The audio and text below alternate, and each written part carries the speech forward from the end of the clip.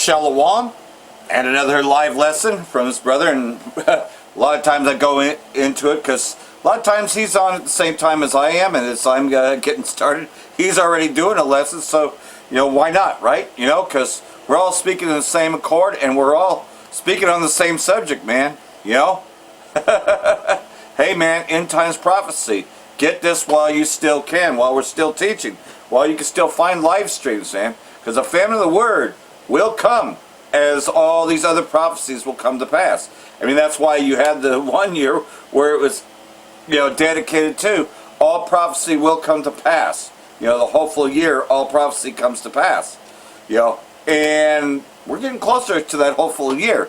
Now, we may not name it that, Apostle Tara may not name it that, but man, we're seeing the year of apostasy and great sellouts, right? And yet everything's closer to the Third World War that cometh quickly. And the MOTB being pushed, the New World Order. So we're just going to get into this, brother, teaching right now on the very subject about all roads leading to the mark of the beast, the MOTB.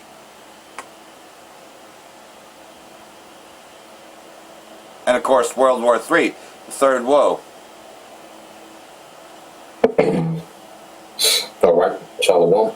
First and foremost, I'd like to give all praise and glory unto Yahweh Bahashem, Yahweh Shah Bahashem, Makakadash, and double honor unto the apostles and the elders of GMS who rule well, teach well, being great examples to us young brothers, and peace and blessings and salutations to the hopeful lake out there pushing his word and truth, and in sincerity the prophetful winds in the name of Yahweh Bahashem, Yahweh Shah Bahashem, Makakadash, pushing to get a back and shalom to the hopeful lake, the believers, the listeners who have came back to the obedience of the scriptures through faith in Yahweh Bahashem, Yahweh Shah.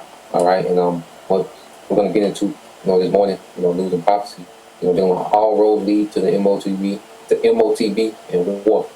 Okay, with the MOTB being first, okay, and then, this third world war that's going to go nuclear. Okay, and we see all roads are lead to the MOTB. All these nations, they are in agreement, when it comes to the agenda of technocracy. Okay, but what we're seeing is their differences, okay, about this technocracy are playing out in war. Okay, so these things, all right, are joined to the hip. The prophecy of the MOTB and the prophecy of war, where they're joined to the hip.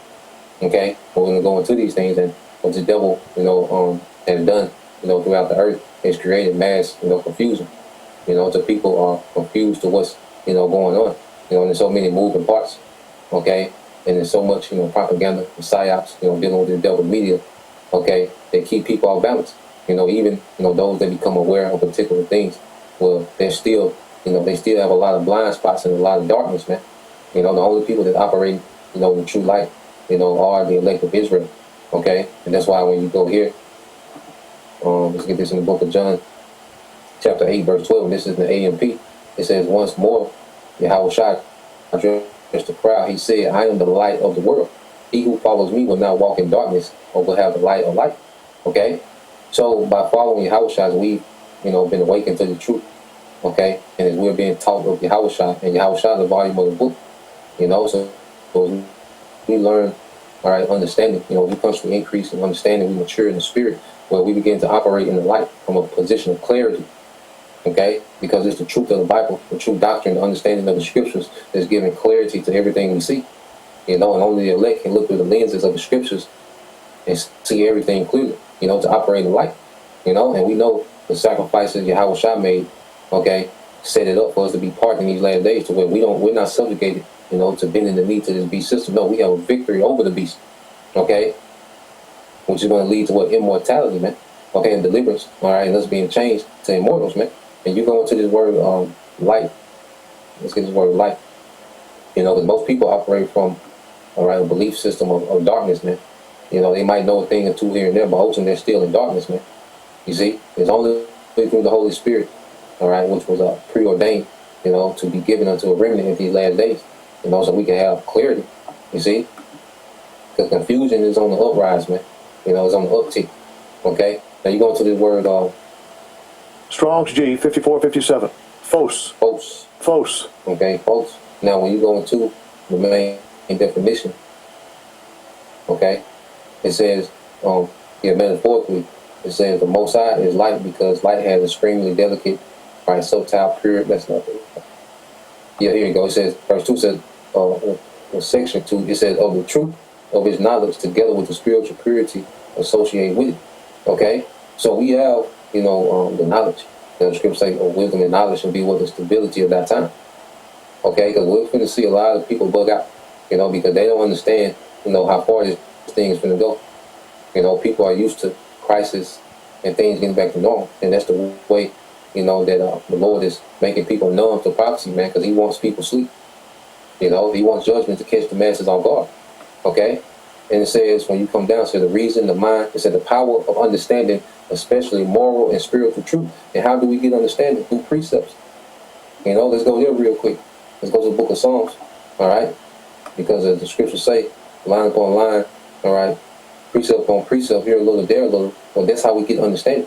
You see, and even when we go into the book of Psalms, chapter 119, okay, because it's the precept to shed light, okay, on this thing we call reality, man. It gives us clarity of the bigger picture. You see? Let's go to Psalms 119 and 104. It says, from your precepts I get understanding. Therefore I hate every false way. Yeah, so it's the precepts to bring the understanding. It's the precepts. Being taught line upon line, precept upon precept, and giving the understanding and the light and the clarity. Okay? And with the, mixed with the Holy Spirit, the faith. You see? And as these teachings going forth, brothers are teaching, beginning with apostles and elders, well, there's nothing but clarity and light that's being shown on an overall picture of what's happening. Okay? What the least are doing. All right? What we at in prophecy. Okay? And overall, what's the Lord's agenda in the mix of all this, man? Because that's, all right, that everything is happening within inside the will of the Lord. Okay? There's nothing just randomly happening. No, everything is happening within the Lord's will. And precepts give us this understanding. And that's why in these latter days, understanding the will of the Lord, man. The Lord is getting ready to end the rulership of all heathen. Okay? Esau is the last heathen to rule. Okay? So it's bigger than, because someone might stop a data center from getting built in their town, in their city, and they think that it's some type of victory. No, that's not the end game. Okay? Because guess what? All these people that are stopping, that are protesting, they're getting a few data centers, to not be built. Well, you're still going to be faced with the hour of temptation. And see, how do we know that? Through a precept. Okay? So you have people that might be aware and, even might be, resistant. And see, they're still in the dark. Okay, of the overall agenda of what's been happening. Yeah, because even Aaron Rodgers is pretty all this confusion outspoken on the issue. Okay, to keep people, off balance, man. Yeah. Because a confused society is easy to rule. Okay. And they think that they can just stand up to their government and that the government listens to them. And the light to my path. That's not how it goes. So these precepts are guiding us through these times, man. This understanding is guiding us through this time. We see where we're going. We see that we're going to have to completely detached from this society, man. The devil's going to make this technology mandatory, this MOTV, or the microchip. He's going to make it mandatory. We're going to have to completely separate from this society. You see, we know which step to take. You see? And it all goes back to having that light, man, following your house shot. You see, your house shot is leading us to chariots, man, to a victory. You see? So let's go here, because let's get this in the book of Isaiah 24. In KJV. Alright. And go to Isaiah 24 and 10. It said the city of confusion is broken down. Every house is shut up and no man may come in. Yeah, because this place, it's going to go into what you call anarchy, man. Yeah, okay? Major lockdown coming. Is not ready for what's to come. You see? Because we know that the least, alright, the Lord's going to put the spirit on the least to drop the hammer on the American people, man. Okay, and confusion is going to increase. You see, you got people, with their faith in, the midterms. We're going to start hearing more and more about the midterms as we get closer to, their time, as if that's going to be saving grace. No, the Lord has this place slated for the destruction, and before it's obliterated by missiles, man, it's going to be great tribulation. It's going to be great starvation. Okay, pestilence, teeth of wild beasts. Okay, a lot of gun violence, man. You see, women being ravaged. See, that's what's coming. Okay, so that the city of confusion is broken down. Okay, there's no one that's more confused about reality than Americans, man. There's no one that's more propagandized. Okay, and there's no one that's been hit with more all right, psyops, psychological operations in the American public. Okay, to where down there everything you consume is a psyop, man. You know, down there everything that you consume is some type of psyop, man, to keep you, all right, out of balance, man. So you go into the word confusion in Isaiah 24 and 10, all right, it's Tahawa, all right, and Tahawa. Now, when you go into it, it says formlessness, confusion, unreality, man. Okay? Most of your people, most of you Americans, your belief system is based on the unreality, man. Christianity, that's an unreality. Okay? Black Lives Matter, that's an unreality. I'm a Democrat, I'm a Republican, that's an unreality. It don't matter. Emptiness, man. An empty culture. Okay? A culture of vanity, man. Okay? Nothingness, empty space. You see? And this is the society of America, just a bunch of empty space. That's why everybody's an influencer talking about nothing. Okay, here it is. Your country is picking fights with all the nuclear powers of the world. All right, and a nigga just want to debate, who's the best cornerback in 2006. You see what who's going to win? Okay, who's going to the playoffs this year? This a nigga, or some celebrity gossip. Just a bunch of nothingness, man. Here it is. We're the most serious time, okay, in existence. The second coming of Yahweh Shah, nuclear war, okay, the MOTB. Here it is, we're in the time of the most serious times in history, okay, and this is a society of nothingness, man, because of constant confusion and distraction, constant psyops, enchantments, and distractions, man. Okay, to people's mind are just a goddamn empty space, man, just a bunch of nothingness, man. Okay, it was a place of chaos, okay, vanity. You see, and these things are done intentional, man. Because a confused society is easy to control. Okay, now I want to go from there. Let's play this video first. All right, and it kind of speaks to some of the points we've been making, throughout these news and prophecy, dealing with what we see happening, with the MOTB and his war. Okay, and these prophecies, I want to say they're joined at the hip. Okay, so let's play this. Let me go ahead and put this in the comment as well in the chat. All right, let's play this real quick. The elites believe in karmic law, and I think they play a lot of games on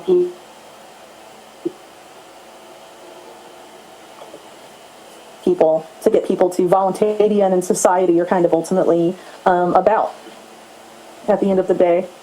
And so if there's a particular policy, for example, digital ID or things like that you're against, you have to ultimately commit to not participate in them, even if efforts are made to manipulate you into consenting to that.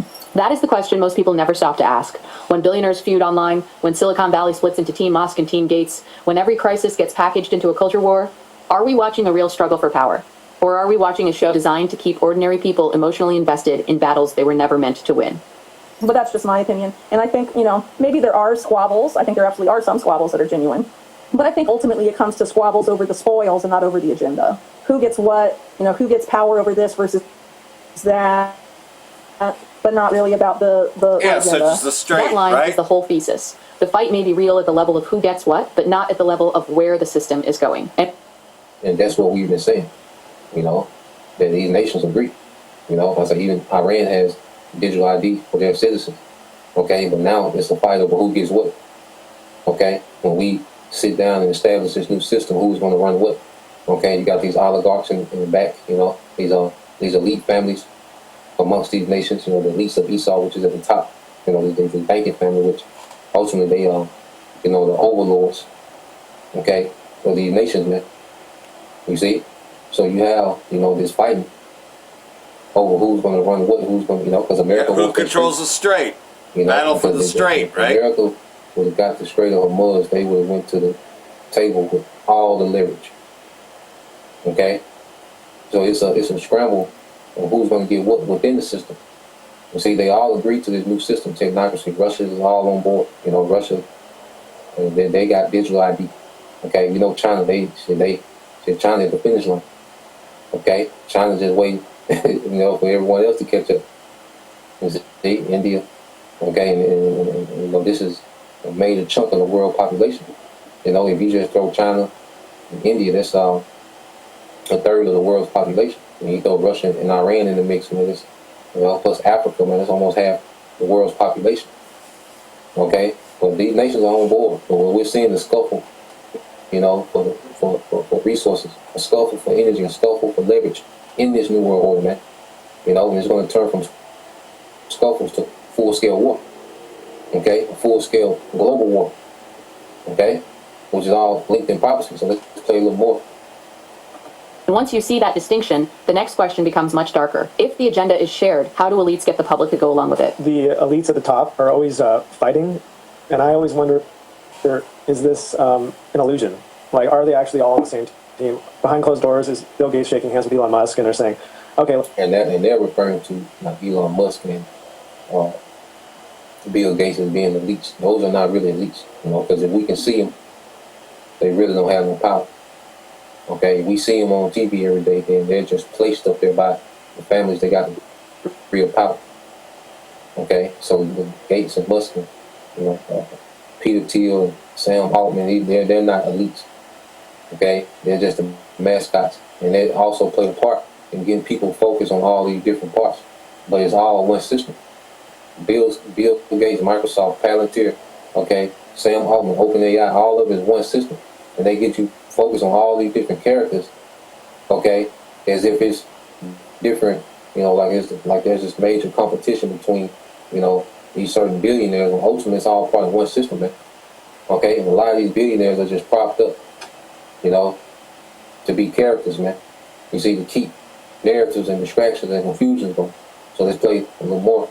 Let's just pretend to have this feud. So, you have people in the streets that are shouting, I'm on team Elon Musk, and somebody else is like, no, I'm pro Bill Gates. And I'm wondering, I don't know if either of these guys are for both of you, but you're arguing for them. The ordinary people are on these teams. And I'm wondering, is this division an illusion? Yeah, I think ultimately a lot of times it is. Because, again, I don't think these Silicon Valley oligarchs really have as much power as people, give them credit for. As I mentioned, why would someone like Jeffrey Epstein be so influential in the lives of so many of them?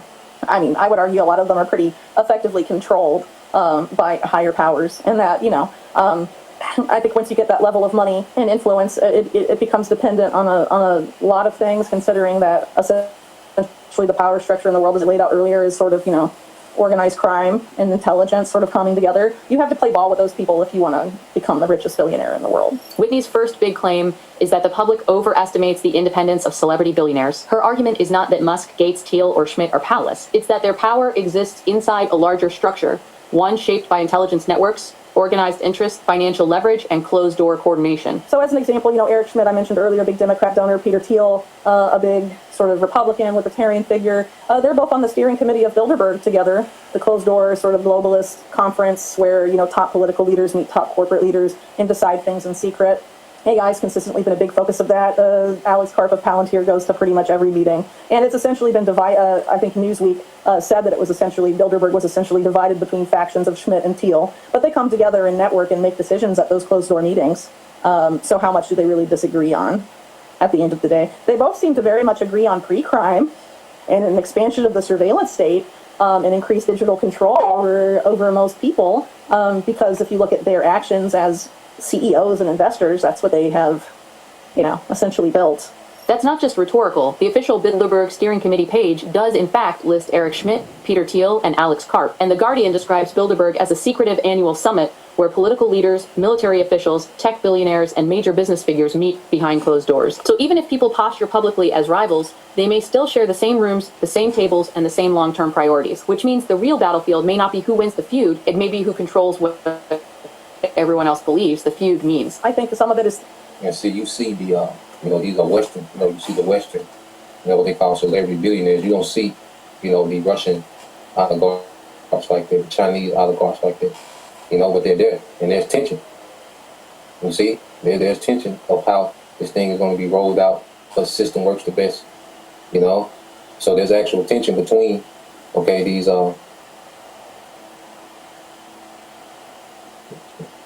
there's actual tension, between the higher ups, because the Lord said it will be division. If Satan divided against himself, how can it stand? The house we divided against itself, the house cannot stand but have an end. Okay? So a lot of these, what most people see when they think of billionaires, they think of Western billionaires, okay, and the super rich. You see, but you have those in all these different nations. You see, and they all have their interests, and we're starting to see their interests clash. Okay, they all have the shared vision of the end game, which is a technocracy. Okay, where you have a small elite amongst all these nations. They're going to be in a permanent, all right, upper class, and everyone else is going to be permanently impoverished and dependent, okay, on technology. Okay, depending on them. You see, so I'll tell you a little more. And we'll go into something else. Let's get that Proverbs. Let's get Proverbs 15. Not Proverbs 14 and verse 15. I believe that's it. Proverbs 14, 15. Because you have, people get caught up, in all these different narratives.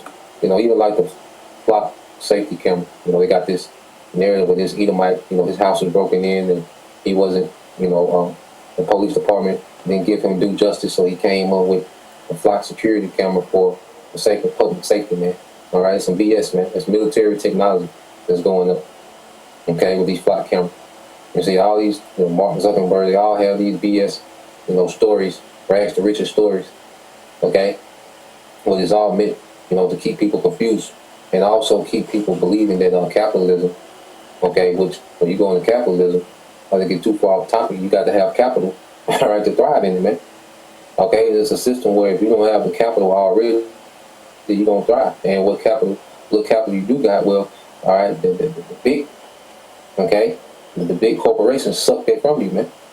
You see, so you got these ragged riches stories with these billionaires. It also paints the picture as if anyone, can make it to be an Elon Musk. You got millions of people, trying to come up with inventions and, technology to be the next Elon Musk, but it's all a sham. Okay, these people are planted, these billionaires are planted into society and giving these stories, man. Okay, to create confusion of the system that's being built right before you, man. The control grid is being built right before you, man. Okay? Yeah. And like everything else, so it's just fighting for who really possesses what. And that's where we're at now, over the strait and everything else, and who's going to be the leader, right?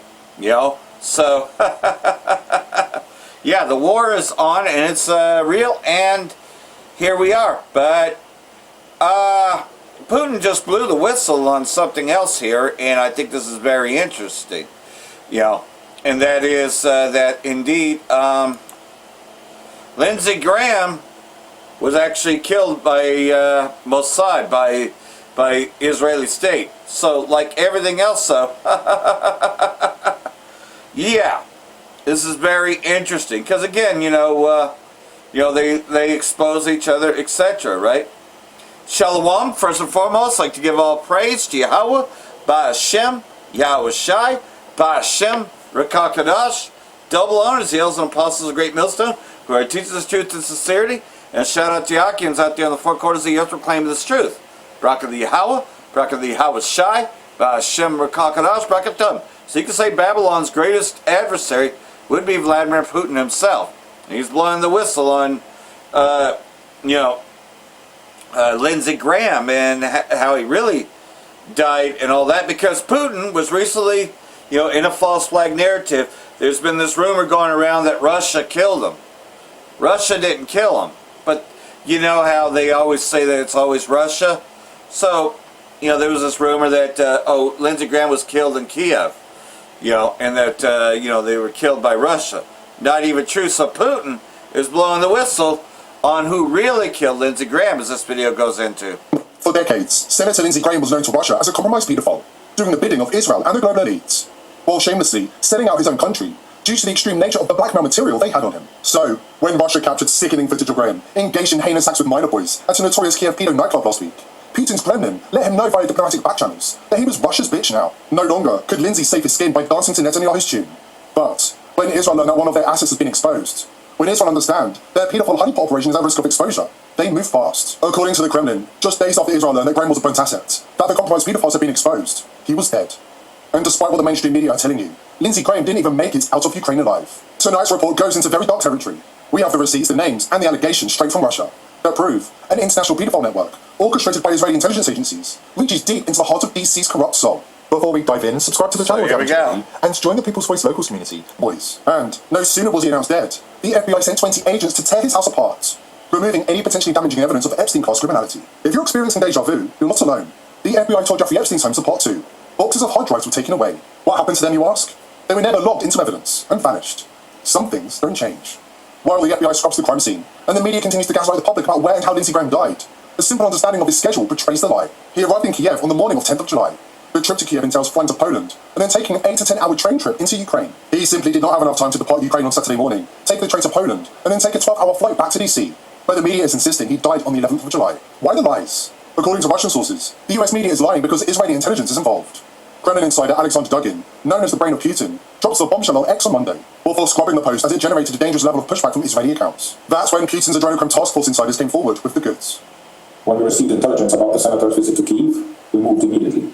Putin sent the best Spetsnaz men who know how to pull strings and open doors that are supposed to stay closed. We put people inside the club we knew he would visit. In our experience, the Zelensky regime sent visiting men with this sickness for children to this exact place. I tell you something. I have seen war. I have seen villages burned and bodies in the street, but this place, it feels like the open sewer of the world. A pit where every dark appetite comes to feed. Men with power come there. They arrive as politicians, celebrities, respected people. Then doors close, lights go low, and masks come off.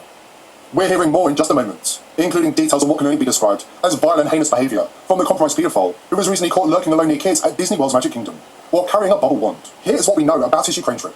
He visited munitions and drone factories, and plotted with Zelensky over how best to prolong the war that has made them both a fortune, while turning Ukraine into a powder keg that will spark World War III. But like a number of other world leaders and celebrities who have visited Zelensky in recent years, Lindsey Graham was making business with pleasure of the most depraved kind. We've got the details coming right up. But just quickly, if you're doing your own research and dig into dangerous topics online, you need to protect by you.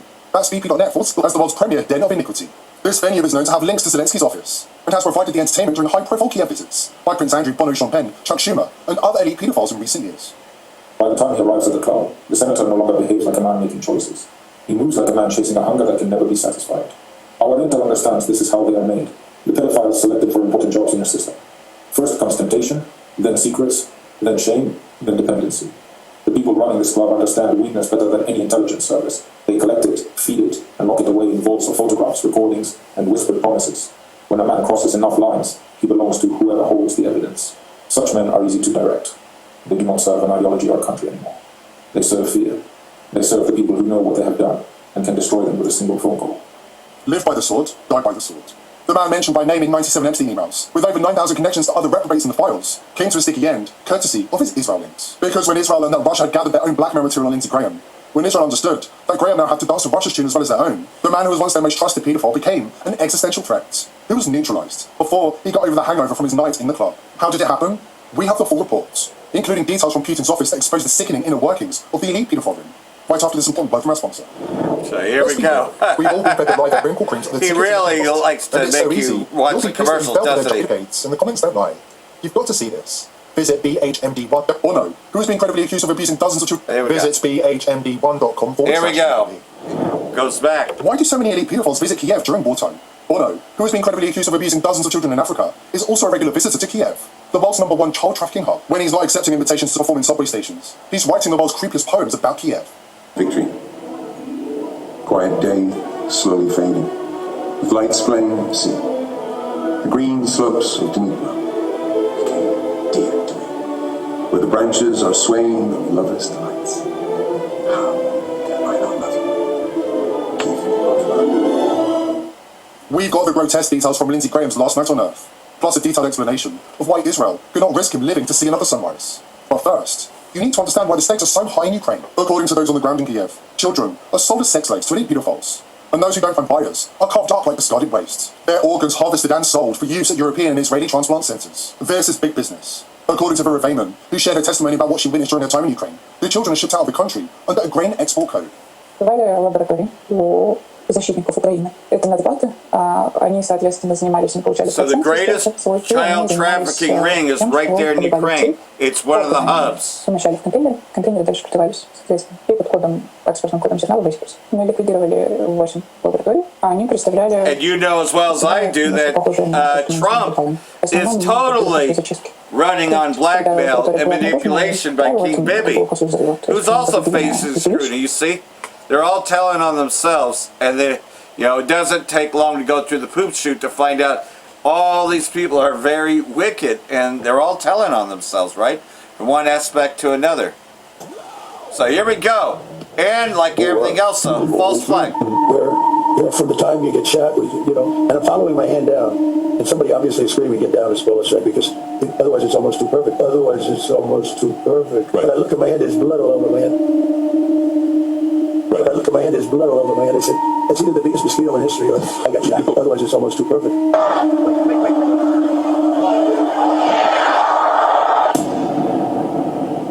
This picture, I think, is even maybe bigger, right? I see myself being shot every single day, no matter when. Now, I was watching something, and they have this picture on the whole act, the whole thing, the whole act, the whole thing. The whole act, the whole thing. Where, from the time you get shot, and I'm following my hand down, and somebody obviously is screaming, "Get down!" as well as right, because otherwise it's almost too perfect. Otherwise it's almost too perfect. Right. But I look at my hand, there's blood all over my hand. Right. I look at my hand, there's blood all over my hand. I said, "That's either the biggest mosquito in history, or I got shot." Otherwise it's almost too perfect.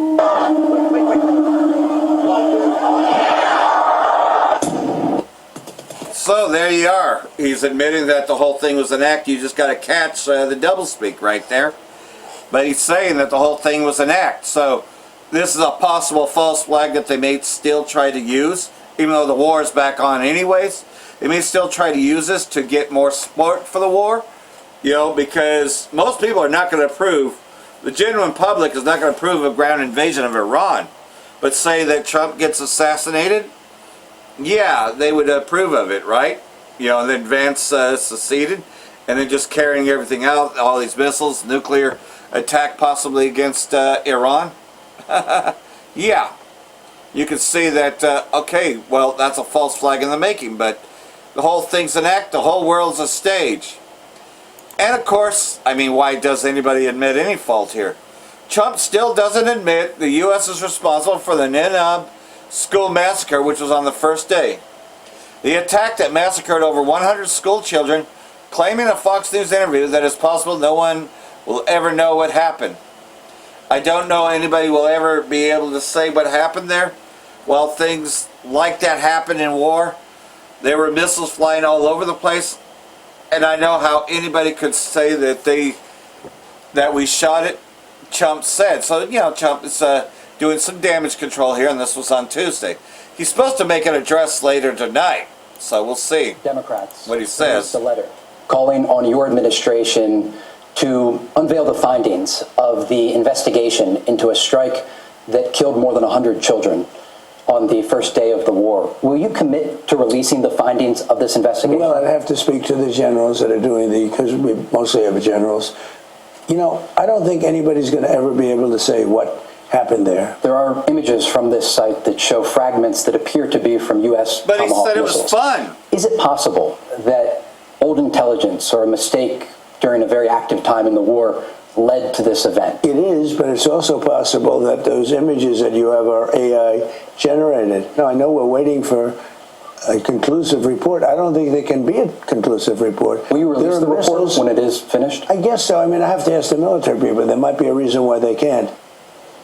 During the interview, the president had a very clear message for the Iranian regime. Make a deal or the strikes against Iran will ramp up in the days ahead. He said he is reserving energy targets for the end, but he did not rule out the possibility of a ground operation in the future. There it is. And talked about how the Iranians at this moment are unwilling to make a deal. Ainsley? Oh, what a great interview. Congratulations on getting that. What a great interview. Yeah, they all suck each other off, man. Fuck News is the most, it's got to be one of the worst stations, but they're all bad because they're all liars, and you can just tell. If you're a part of the elect, you can just tell how much of a liar Esau Edom is.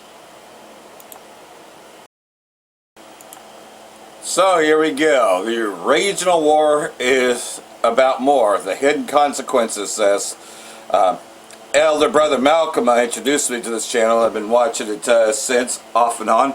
He goes into a lot of lengths. I don't know if the main guy is on here, but his second guy is going into this. So, more on the subject, right? Because like everything else, there's a lot more happening behind the scenes. And it's all about, again, who controls the strait. Controls 20% of the global world supply in the New World Order.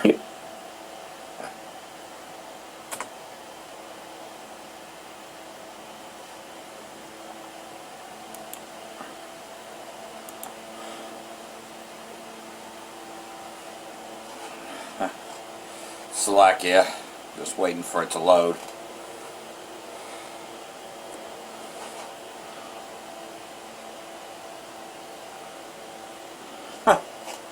To have dignity, to have respect, to have our human rights. The occupation is not just the soldiers, it's not just the settlements, it's everything. What will separate the condition of humanity from the barbarism of the past, which we like to think we have since changed and progressed from.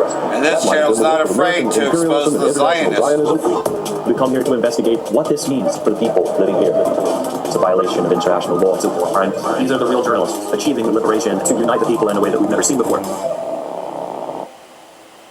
Welcome back to another edition of Foreign Policy with me, Robert Inlakesh, for the last American Vagabond. Today's episode is being recorded as the United States once again escalates its war of aggression against Iran, and does so in order to serve Israeli interests. Now, many argued that perhaps the memorandum of understanding that was signed between the Iranians and the United States government was going to hold, because the US, at the end of the day, had to stick to the interests of its own people and not forwarding an economic catastrophe that would have inevitably come out of the closure of the Strait of Hormuz and the escalation of regional tensions in West Asia.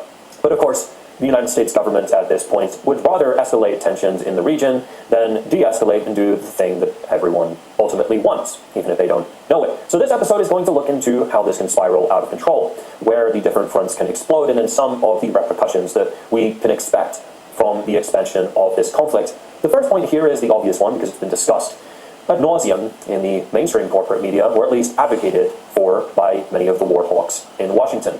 And that is a ground invasion of Iranian territory. Now, we've heard a lot that has been said about the specific target island of Kharg, and many have made arguments, at least these war hawks have, these neocons, that taking Kharg Island in the Persian Gulf would somehow stop Iran from being able to impose a blockade in the area. But if you simply look on a map of the Persian Gulf, you will see that it is in fact actually nowhere near, or quite far at the very least, from the Strait of Hormuz itself. It's closer up near the mainland of southern Iran, closer to the northern portion of the Persian Gulf. So if the United States was trying to seize an island in the region in order to try and secure the passage of ships, hypothetically here, through the Strait of Hormuz, then it would likely want to go after a series of islands that are closer to the United Arab Emirates and also closer to the Strait of Hormuz itself. They are the Abu Musa Island, and then two smaller islands called the Greater and Lesser Tum. These islands in specific are actually claimed by the UAE, which is, of course, an ally of the United States, but they are Iranian territory. There's also an island which is a bit bigger. It is called Qashm Island, and this is much closer to the Iranian mainland. Now, if the United States does this, the obvious consequence is that they will lose a lot of service members. It is going to be a very costly ground invasion. Iran is not going to roll over, and they are also very likely going to lose a lot of soldiers that will be taken into captivity by the Iranian side. This is a disaster for obvious reasons, because this will be another Iran hostage crisis. So these are some of the more evident consequences that will come to bear if the Trump administration wants to carry out an action like this. But then let's say, for the sake of argument, that they actually go after these islands. Let's say they take Kharg Island. Now, the real purpose of taking Kharg Island would be that it is an oil export hub for Iran. This would economically damage the Iranians. So at some level, I suppose you can make an argument for it if you wanted to harm Iran. Staying there after capturing it is a whole other question. Of course, will come with lots of casualties. But capturing that island, ultimately, you could do the damage by just simply blowing up all the facilities there. But if you are like the Trump administration and you deal in theatrics and you like to put on a media show, then maybe that is a target you want to go after. But it has nothing to do, ultimately, with opening up the Strait of Hormuz. Now, for the other islands, perhaps you want the aid of the United Arab Emirates to capture the free islands that are off of its coast. And perhaps you do want that support there, and you're wanting to use your Persian Gulf allies as a launching pad for such an operation. Well, even again, if the United States was able to capture these islands, I'll make an active claim, I'll go further. Even if the United States was to capture all the islands that we're discussing, plus other smaller islands, and was to make incursions into mainland Iran in the south of the country, which is, Iran is a rather large country, it would not make a difference. Now, it might be more difficult for Iran to close the Strait of Hormuz, but it will still nevertheless be able to maintain its blockade, because all it needs to do simply is locate ships that are in the Persian Gulf, locate those ships as they are trying to transit the Strait of Hormuz, and then They simply target them with drones and missiles. They can do that from a very long distance away if they choose to do so. Also, Iran has planted mines, and of course, it can increase the number of mines that it plants in the region. So the idea that taking islands or even going into mainland Iran is going to be this magical solution to the closure of the Strait of Hormuz is nonsense. And also, why I say this so incredibly confidently, is because we've seen the United States attempt through a large-scale bombing campaign against Yemen, which is militarily nowhere near as powerful as Iran, nowhere near as sophisticated and well prepared. Yemen's Ansar Allah government was able, its armed forces, were able to maintain the blockade in the Red Sea and closure of Bab el-Mandeb, not just through a U.S. Trump administration bombardment campaign, which lasted for about a month and a half, which wasted U.S. taxpayer dollars to the tune of billions that we know about, that is. All for Israel, by the way, because it was Israel that was suffering as a result of the Yemeni blockade of the Red Sea area, which choked off the port of Eilat and led it to bankruptcy. But the United States attempted to intervene with a massive bombing campaign under the Trump administration, which was dubbed Operation Rough Riders, a ridiculous name. But there were two operations that the Biden administration had committed on Israel's behalf, not as intense as the Trump administration's campaign, but nonetheless, they used a coalition of different allied countries in order to try and pressure and defeat the blockade and to get ships through. In fact, the Red Sea, we're talking about a larger territory here and a weaker foe. But they failed, ultimately. They tried for years, they tried all kinds of pressure campaigns, and it resulted in failure, which leads us to now Yemen itself and the situation that is currently ongoing. So we've already covered the fact that even these ground invasions, if the United States commits itself to them, they're not going to work to open up the Strait of Hormuz. So forget Strait of Hormuz. It's going to be closed. Now we have a situation where Saudi Arabia bombed Sana'a International Airport. You got that too. And the conflict, which was frozen, the Yemen-Saudi war, which was frozen since early 2022 because of a UN-brokered ceasefire, has now opened back up. And so Ansar Allah simply has to play the card of the complete closure of Bab el-Mandeb and also restricting Saudi's access to the Red Sea, and suddenly this economic catastrophe that is pending is going to get a hell of a lot worse. That is another front. Also, Yemen's Ansar Allah could end up committing to an offensive because it has indeed been mobilizing its troops recently, where it would attempt to retake the key port city of Aden, which would essentially end up uniting Yemen once again and liberating their country. The whole purpose of this, of course, is so that they can end the Saudi blockade, end the war that is currently ongoing where they're fighting Saudi-backed proxies. And as a result of that, if the Saudis resist with the backing of the United States, and especially if the United States decides to get involved, as well as the Israelis, it is going to add another pressure point. All of the cargo that used to pass through Bab el-Mandeb, up through the Suez Canal, and reach the Mediterranean that way and reach Europe, is now going to have to go all the way around Africa. And that is at a time when possibly Yemen could stop Saudi from exporting anything through the Red Sea at all, and the Strait of Hormuz is also closed. Now, after this, we have to look up to Lebanon, because what is currently ongoing in Lebanon is that there has been a conspiracy that has been hatched by the Trump administration. Now, Donald Trump signed his Memorandum of Understanding with the Iranians.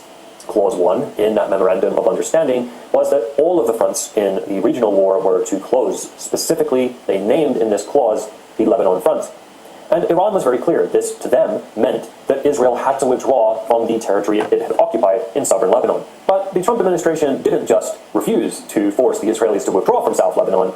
Instead, it went a step further. It told them not to bomb Beirut. It told them not to do things so provocative that it would draw a direct Iranian retaliatory missile strike or something of that nature. They didn't want it to escalate at that point. But instead what they did is they got their proxy government that is in Beirut, their puppets, the President Joseph Aoun and the Prime Minister Nawaf Salam, who, by the way, were not democratically elected by the Lebanese people, but perhaps that is for another episode.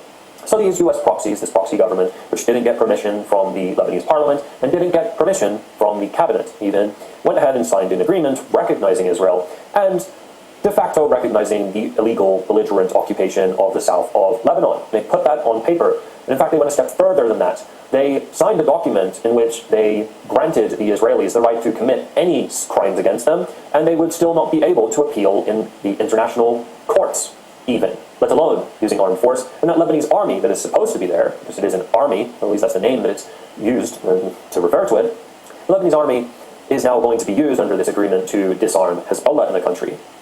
So the one group, the one organization, which is more powerful than the Lebanese army, which has more fighters than the Lebanese army, is now going to be combated by the Lebanese army for the crime of defending the south of Lebanon and fighting back against the Israelis. After a ceasefire agreement was violated 15,400 times by Israel, and Hezbollah did not fire a single bullet back until earlier this year on March 2nd. And of course, the United States has been pushing for the Lebanese army to fight Hezbollah, which would mean a civil war, but it goes even further than that and even deeper. Yep. So the United States already have confirmation. They are sending a military advisory team to Beirut to help guide the Lebanese army in their fight against Hezbollah to allegedly try and disarm them. But of course, as I just mentioned, the Lebanese army are weaker than Hezbollah, significantly so, and they won't win in a fight against Hezbollah. So why are those U.S. forces there? Well, they're there to push them into a fight. They want them to fight. And they know that the Lebanese army won't win. They also know another key detail, and that's that by conservative estimates, 40% of the Lebanese armed forces are Shia Muslims. Now, Hezbollah happens to be a Shia Muslim resistance organization, party within the country, with an enormous following, which will mean that the Lebanese army is going to split into factions if a war does happen. Now, the United States wants troops there in Beirut, and there has been speculation that thousands of U.S. combat soldiers will be sent to Beirut. At this point, it's only speculation, but we do know that this advisory team is being sent there. But Putin also sent troops there, if they send those troops into Beirut, that would be in order to try and hold a portion of Lebanese territory to keep its proxy regime in power, while the Lebanese army obviously splits up into factions, and there are proxy organizations that are funded by Saudi Arabia, backed by the Israelis, and of course backed by the United States inside of Lebanon militia groups that would also perhaps perform a role in fighting Hezbollah. Now, the other element to this, which makes it even more crazy and brings in even more repercussions, is the fact that you may have noticed that Donald Trump has publicly stated a number of times that he wants the president now of Syria, which he brags about putting there, even recognizing his background. So his name is Ahmed al-Shara, or Abu Muhammad al-Jolani, as he was previously known, and he was the guy that headed up the Syrian branch of al-Qaeda, or before that, he was a commander in ISIS. Now, Trump brags about putting him in control of Syria, and even recognized the fact that he is a former al-Qaeda leader, publicly. But he now wants Abu Muhammad al-Jolani to invade Lebanese territory, specifically an area called the Beqa, and the Beqa Valley is the area inside of Lebanon which is known as the strategic depth of Hezbollah. It's where a lot of military assets are positioned for it. So Trump not only wants to try and create a civil war, again, at the behest of Israel, well, Israel occupies the south of Lebanon, and again, will likely commit to further offensive actions while all of this is going on, but they want to create a civil war inside of Lebanon, and then they want the former head of al-Qaeda and former ISIS commander to head a bunch of sectarian forces from Syria to invade the Lebanese border and go into areas where they will come into contact with a lot of civilians from different sects. So Christians, perhaps the Alawi in some cases, and also the Shia. And so these are different, and these sectarian fighters who have a mentality of killing people that are different to them will most likely inflict all kinds of horrors on them. And the local tribes are likely to participate in resisting this Syrian invasion. And so that means that their people will suffer as well if such an event happens. If that is to occur, and the Syrians are, as we hear, the Syrian Observatory for Human Rights has been reporting that the Syrians have been mobilizing their forces along the Lebanese border. Of course, Trump has been repeatedly calling publicly for Syria to invade Lebanon. If all of this happens, then there's another element that will come into this. Because Iran is not going to allow this to happen, and the Iraqi militias, what's known as the PMU, the Popular Mobilization Units, they themselves have threatened to get involved in Syria, so they will most likely cross the border into Syria and fight against the Syrian forces. So now we have a situation where the Trump administration, simply for Israel, only for Israel's interests, will be placing its own men on the ground in Beirut, whether that's thousands or it's the current amount that they are deploying there. They want a civil war which will break apart the Lebanese armed forces, will likely lead to the disintegration of the state, will create sectarian battles within the country, and then he wants and then you got Intergog Magog, another part of this, which he hasn't got into yet. Tens of thousands of them, to invade Lebanese territory, sparking sectarian violence, which will then trigger Iraqi forces to invade Syrian territory. Do you see how messy this all gets? And this can all happen simply as a result of what the Trump administration and the Israelis are plotting. And so this time, if this series of events starts unfolding in all these regions that we've covered, and there's more than what we've just looked at here, we're looking at a much broader war than happened earlier this year. One with worse economic consequences, one that will also create a massive refugee crisis, because people will be fleeing Syria. The situation in Syria is already terrible, by the way. even though these sanctions were removed and Syria got access to its resources again, the mismanagement and corruption is awful, and the situation has continued to deteriorate. It will get even worse if Syrian forces invade Lebanon. That is a guarantee. So you'll have more Syrians fleeing, you will have more Lebanese fleeing, you have a Lebanon refugee crisis, and it's very likely that the Christian populations and other minorities like Adawi inside of the Middle East are going to again be forced out of the region in larger and larger numbers. Their numbers will reduce. And it's going to be overall a catastrophe, the amount of civilian life that is going to be lost. But if you're somebody that just cares about the West, then we're talking about a massive refugee crisis. We're talking about US troops being stuck in the middle of this mess and possibly getting blown up in the process. We're talking about a situation where US troops could be used to invade Iranian islands. And if that happens, then many of them are going to die for nothing. They're not going to gain anything from launching Israel's invasion that it would never do with its own soldiers. So we have to look at this critically. We have to think to ourselves, where is this all going? How bad can this get if the Strait of Hormuz and Bab el-Mandeb are also or both closed at the same time? What are the economic repercussions? What's going to happen in terms of another refugee crisis? How many civilians are going to end up dead as a result of this? How much money is the United States spending on this out of their taxpayers' pockets? All for Israel. Nothing else. There's nothing to gain for the United States in this war. Opening the Strait of Hormuz, well, the MOU would have done that. So, like everything else, so you can see that at least the flock shall draw their out, so make your habitations desolate with them. And what he didn't cover is that there was an older deal between the Zionist Israeli state and of course Syria, and that is that Israeli state would keep some of southern Syria, the part that they've already taken, Golan Heights as well. You know, they're never going to give that back, but their expansions as well. And that Syria would gain the northern territory, that island that area that he just showed you, is what they've already made a deal on this.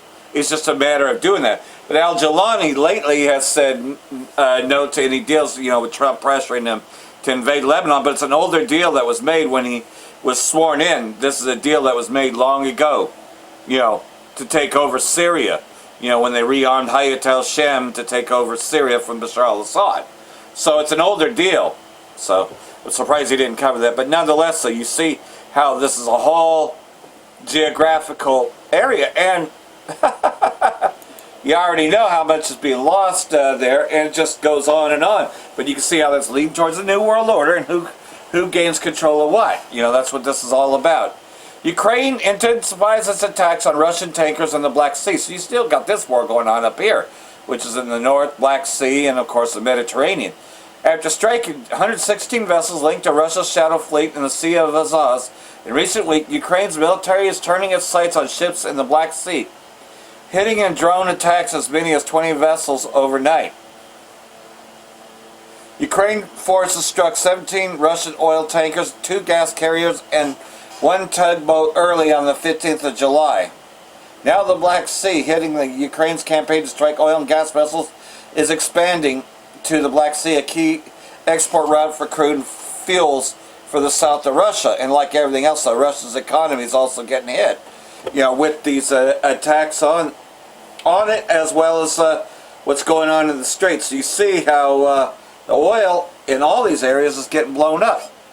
And we're going to get back to the current war there, right? You know, World War III. You know, which now you're looking at the battle for the Strait, but they're not going to win the Strait, and that's what they're trying to call it anyways, but there's no way to get the Strait to begin with. Russia strikes Ukraine drone industry and Black Sea ports. Russia carried out precision strikes overnight on Ukraine military industrial port infrastructure, the Defense Ministry said. This is retaliation. According to the ministry, the strikes targeted defense industry facilities in Kiev involved in producing strong drones, as well as infrastructure at the ports of Odessa, Yunzi, used to receive and store military cargo and fuel. So, like everything else, though, you know, they're going after each other's main resources. But you got this going on as well, because again, this war has expanded. You know, Saudi Arabia is now carrying out the wishes, and that is to take Yemen. U.S. approves potential $1.96 billion sale of precision-guided weapons to Saudi Arabia, because now they're fighting the war against Yemen again. U.S. State Department approved the potential sale of precision-guided rocket systems and related equipment to Saudi Arabia with an estimated value of $1.96 billion. It said Saudi Arabia had requested to buy up 10,000 advanced precision kill weapon systems, air-to-air guidance systems, and up to 10,000 APKWS-2 air-to-ground sections. So this is to fight a broader war. As you can see, it's expanded. Then you got this going on with the economies, right? China to firmly defend its companies against U.S. tariffs. Remember that's been going on too since the re-election of Donald Trump. U.S. Senate approved legislation that would impose up to 100% levies on Russian major oil and gas customers. China vowed to protect its companies from proposed U.S. tariffs targeting buyers of Russian energy, warning D.C. that economic coercion and unilateral sanctions would ultimately backfire. So, pretty much they're telling Trump, fuck you. If enacted, the measure would authorize U.S. President Trump to impose tariffs up to 100% on goods imported from the 5 largest buyers of Russian oil and gas. China and India would become the countries most heavily affected, which India is supposed to be an ally too. And you see how he treats his allies. Proposal comes less than 2 weeks from after D.C. and Beijing signed a trade framework designed to ease months of tariff tensions following the trade war in which the U.S. imposed duties up to 145% against Chinese imports, while China responded with up to 125% against all American goods. During the dispute, Beijing also restricted exports of rare earth minerals critical to U.S. high-tech and defense industries, disrupting supply chains and forcing American manufacturers to suspend production. So imagine what that's doing to the agriculture when there's a fertilizer shortage. But hey, man, you know, Trump is making America hate it again. You know, you got to put that in there. And here we go. The so-called U.S. Convoy to escort ships safely. The insurance companies are kind of saying no. Shipping companies refusing U.S. guided transit scheme through Hormuz after Iranian attacks. Shipping companies are avoiding using the U.S. military guided transit scheme, which Trump has been trying to do this for a long time, through the strait after several Iranian attacks on vessels in the area. Reports said that Iran had mines and shipping lanes that go through the middle of the strait, requiring ships to either use a route close to Oman or one close to Iran, which those two countries have an understanding about this and will charge tolls, which Trump is against. Multiple ships have been attacked near Oman while attempting to transit under the U.S. scheme. Yet, President Trump and the U.S. Central Command continue to claim the strait is open, which we know that that's bogus. And the insurance companies aren't going to insure something that ain't going to even make it. Oil for everyone or no one, Iran warns. So like everything else, though, look, you want to keep going at this? We could shut it all down. Tehran says it struck major U.S. naval facilities in Bahrain in response to recent American actions in the region. In a statement on Tuesday, IRGC accused D.C. of acting like pirates by restricting energy flows in the region and warning that other export routes serving the U.S. and its allies could be blocked in response. Regional oil and gas exports are either for everyone or for no one, the statement said. So like everything else, well, you already know the war is on, and it's just going to keep getting more bloody. Iran warns U.S. of infrastructure for infrastructure. War will control Hormuz as unbreakable red line.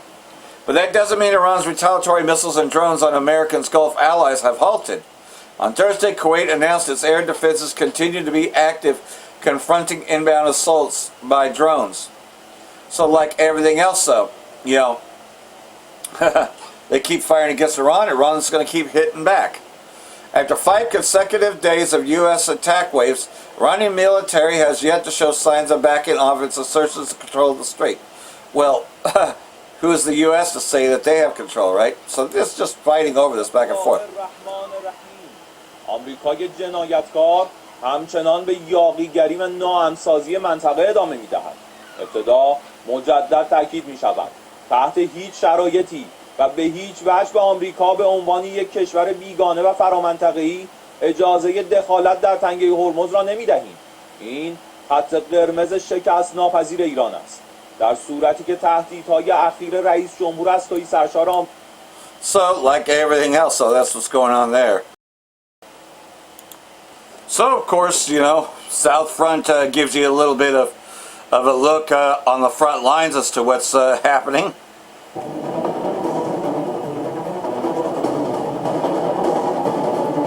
The United States has reinstated its naval blockade on Iranian ports, effectively ending the Memorandum of Understanding with the Islamic Republic, which responded with force.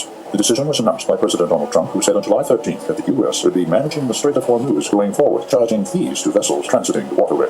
Iran responded later that same day, reasserting its control over the strategic waterway by targeting 2 tankers belonging to the United Arab Emirates. The Emirati Ministry of Defense confirmed that 2 national oil tankers, the Mombasa and the El Bahia, were hit in Omani territorial waters. The attack killed 1 crew member aboard Mombasa and injured 8 others. The attack triggered another clash between the U.S. and Iran that continued overnight into July 14th. U.S. Central Command said its forces had struck military targets across southern Iran, including coastal defense systems, missile and drone sites, and maritime capabilities. The Islamic Revolutionary Guard Corps struck weapons support depots, a satellite communications center, troop accommodations, and several military radar systems in Bahrain, including a Patriot radar, air control radar, and a SeaRAM early warning system, along with the Fifth Fleet's fuel storage facilities and a facility housing personnel at an airbase in Jordan. A Norwegian tanker, the stored magnesium, was also targeted while transiting the Arabian Sea off the coast of Oman.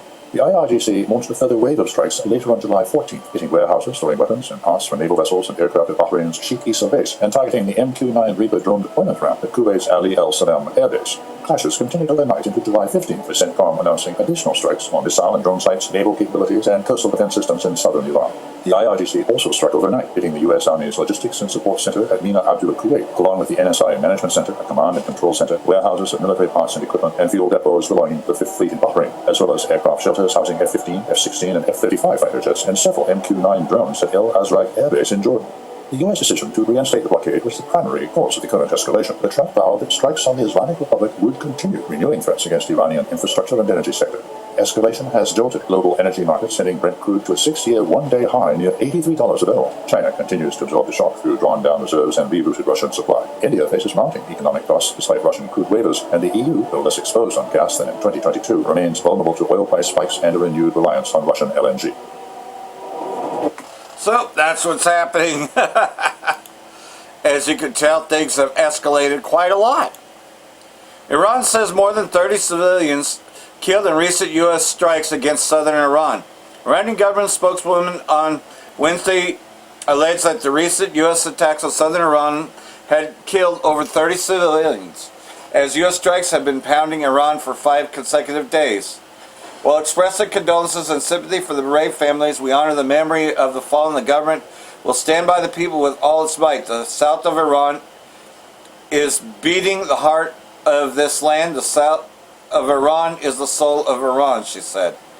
So, like everything else, though, well, they already vowed revenge.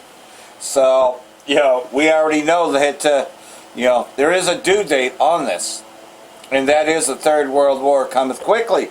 And you can see that already it's spilled out. And once you get Russia officially in there, which you're already starting to see troop movements, deployments, and then you're starting to see more equipment being moved, well, it's going to make more sense as to what's going on with this embargo against United Arab Emirates. Because S-400s are being sold from Turkey into the United Arab Emirates. And so now they're just trying to find an excuse to put sanctions on them, because they did the same thing to Turkey, you know, by blocking the F-35 sales. So they're trying to do similar things with the United Arab Emirates. U.S. rights group calls on UN to impose arms embargo against United Arab Emirates. Don says the United Arab Emirates is complicit in what the UN experts have found to be genocide committed in Sudan's El Fasher. You know, so under the guise of that, right, the U.S. does not care about any civilian lives or anything, because remember, bombing schools is just for fun. You know, that's what the president really says, that it's a lot of fun. He enjoys killing, so why would they be against it? It's so full of shit. But like everything else, though, you know, they are trying to claim that, you know, the Sudanese war, that United Arab Emirates is a sponsor of it. No, the U.S. is. it's just to have their way so they could have some Holy Land, all these other things for the Zionists, right? Now, like everything else, well, we got this going on as well, this is kind of a wrap-up of everything, if South Front didn't already get into it. So we'll play some of this and then we'll close this out, because things have escalated quite a lot within the last few days, right? Within the last week.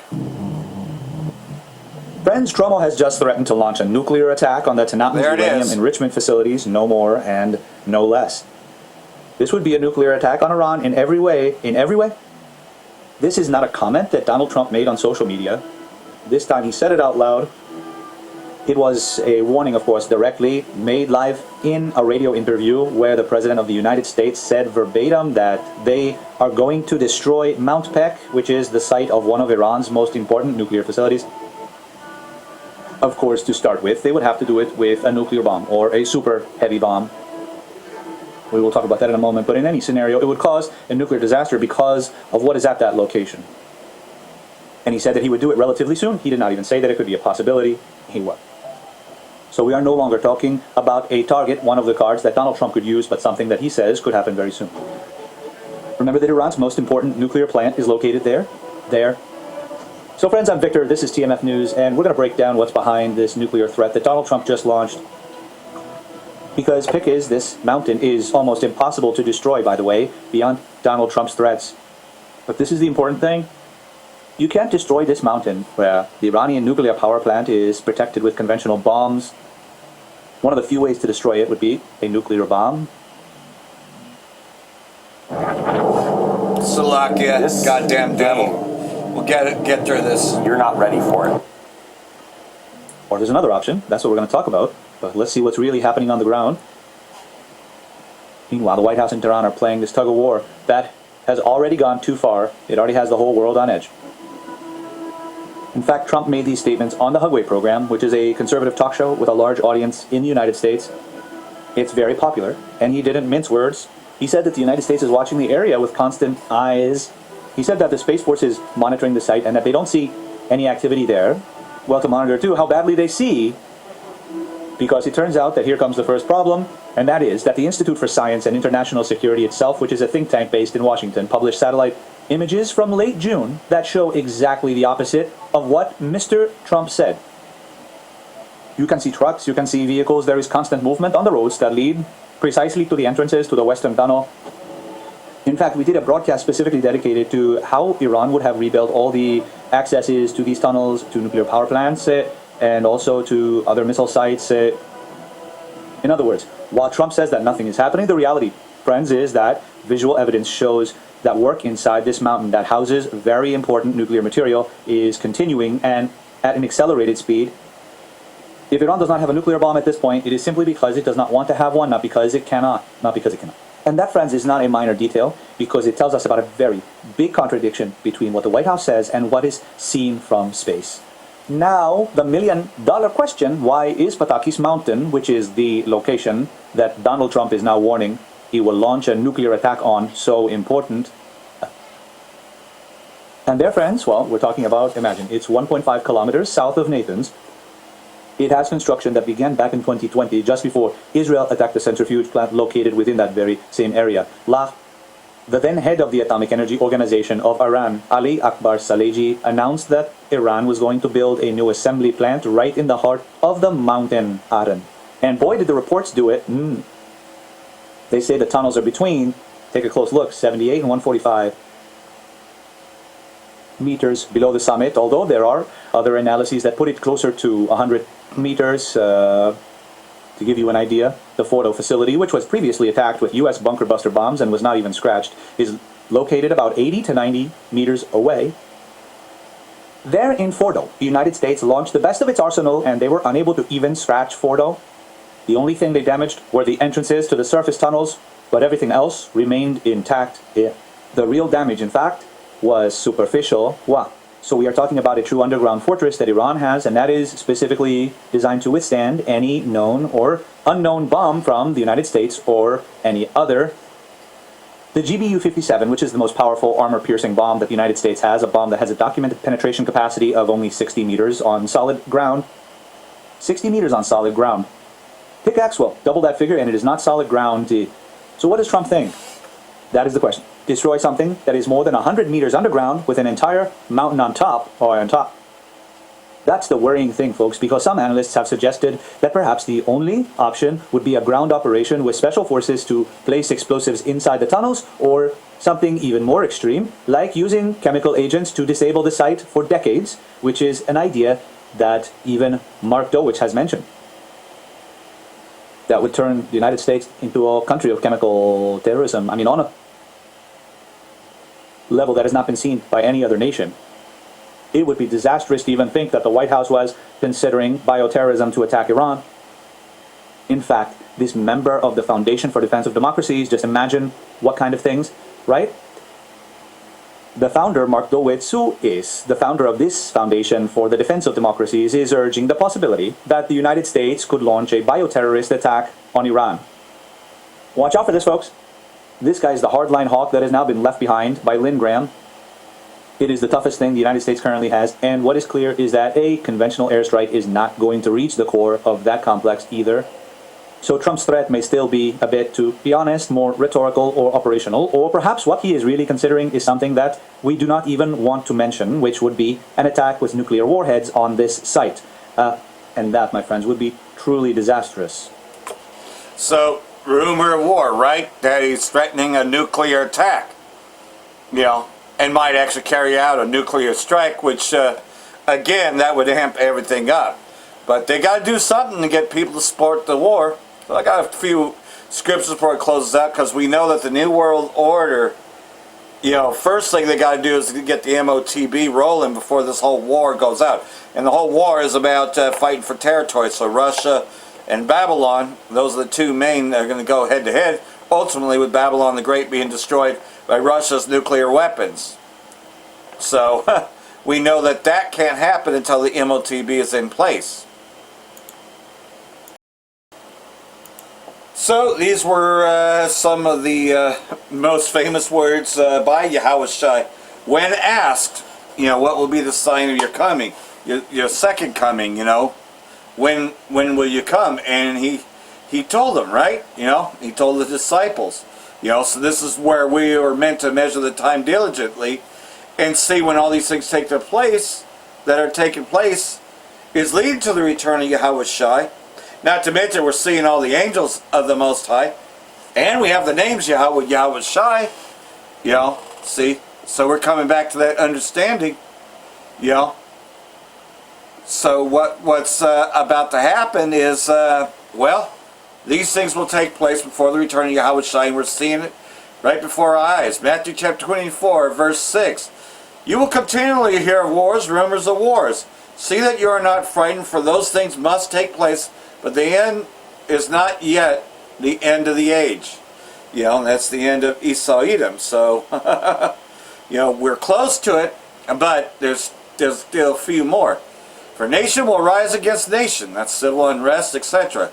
We're seeing that everywhere. And kingdom against kingdom. Yeah, we're seeing a kingdom divided. There will be famines and earthquakes in various places. We're going to see that. By the way, explosions cause earthquakes as well. So just keep that in mind. So, you know, and then famines. There's a worldwide famine going on. And it's going to get worse because of all the things that are being blown up. And just simply not having the supply routes anymore. Because without that fuel, it ain't getting anywhere. It's just stuck there. And it ain't moving. But all these things are merely the beginning of birth pains of the intolerable anguish and the time of unprecedented trouble. And that's what's happening now. This unprecedented trouble, also known as Jacob's trouble. And we're in it. It's just going to keep intensifying. Then they will hand you over to endure tribulation, which, you know, can also mean trial. You know, hand you over to the court system, hand you over to Esau, the authorities, and will put you to death, and you will be hated by all nations because of my name. And as the name's Yahushua. Everybody's accepted the name JC. It ain't talking about JC or any of those other names that are acceptable. No, it's the ones that aren't acceptable. And many hate that name. You know, Bishop Nathaniel said it time and time again, I hate the name Yahushua. I hate that name. At that time, many will be offended and repelled. I mean, I just gave you an example. By their association with me. Yeah. You know, so, you know, and that's having the real name. And will fall away from the one whom they should trust. You know, so they're no longer going to trust their elders anymore.